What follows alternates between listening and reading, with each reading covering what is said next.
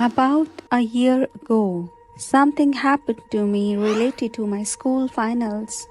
I still had a lot of studies left to do. Usually, our school library closed at 5, but since exams were approaching, the school decided to keep it open until 11 pm so students could stay and prepare. My house wasn't too far from school, but instead of studying at home, I preferred to go there and study in peace. I was studying for exams in the library's calm atmosphere. On that day, I got home at 6 and headed to the library to prepare. While I was studying, I didn't even realize it was already 10 at night. I had never stayed that late at the library before. I usually left by 8 at the latest. There were some students still around by 10. It was completely quiet. I'd had just about 10 or 15 minutes of work left, so I thought I would quickly finish it up and then head home. I was so caught up in my work that I suddenly heard a strange sound coming from outside the library.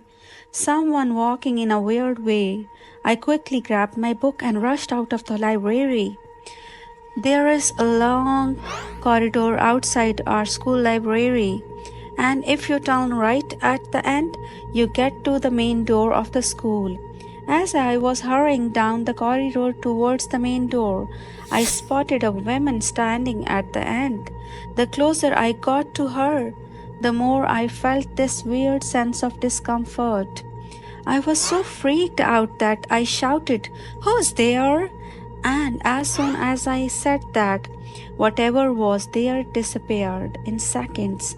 I took a deep breath and stepped out of the main door of the school, feeling exhausted and hungry, barely able to move. But then I noticed the street was completely empty, which was really weird because it's usually pretty busy, even late at night with people working.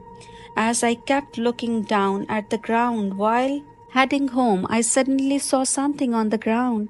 I saw a shadow getting closer, but back then it didn't mean much to me, like yes or no. When I lifted my head and looked ahead, there was a woman walking in front of me. It felt a bit weird. She seemed disabled and was limping along really slowly. I was walking so slowly that I got close to her in no time. I got close enough to see clearly that she was wearing dirty clothes, and it looked like her arm and legs were twisted. To top it off, her hair was all messy. I found everything so weird that I just froze up right there. My gut was telling me again and again that I should have a close to Saroba, and I didn't have the guts to cross him and move on it the match. It was like my body was completely frozen at that moment. I couldn't make a sound, and I couldn't even move from my spot. I felt totally numb and had no idea how to respond to his question. Out of fear, I just pointed away from that woman with my finger, telling her to back off. I wanted her to leave from there. She looked like she was limping. She went in the direction I pointed out and got lost in the darkness so far away that I couldn't see her anymore. I thought this might be the last time I would see her, and I hoped she would come back in front of me, so I started walking toward house. At that moment, I couldn't think of anything else except hoping to see a car or someone on the road who could help me.